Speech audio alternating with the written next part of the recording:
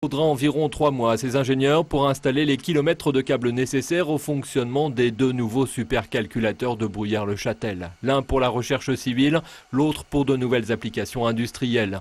Une continuité pour le CEA qui simule et conçoit depuis déjà plusieurs années des essais thermonucléaires pour EDF et Areva, des avions ou des véhicules pour l'armée ou pour Safran. Aujourd'hui, l'opération va prendre du temps. Plonger en temps réel dans le corps humain, simuler la propagation d'un incendie ou d'un tsunami, concevoir des films en 3 dimensions comme Avatar, autant de nouvelles applications qui pourraient intéresser les civils. Avec un pétaflop et demi de puissance de calcul, cet ordinateur de Bruyères-le-Châtel fait figure de champion. Il effectue plus d'1 million de milliards d'opérations à la seconde, soit plus de 150 000 processeurs travaillant de concert, quand le film Avatar en a nécessité 3 fois moins.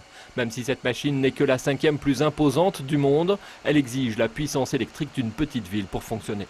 150 000 processeurs, donc 150 000 PC à installer, vous avez une alimentation à mettre en place de l'ordre de plusieurs mégawatts, ce qui correspondrait à une alimentation d'une ville de plus de 20 000 habitants à installer. Vous avez de la réfrigération, de l'archivage avec des disques qu'il faut installer, tout ça prend du temps. C'est pas comme un PC qu'on va acheter à la Fnac ou chez Surcouf.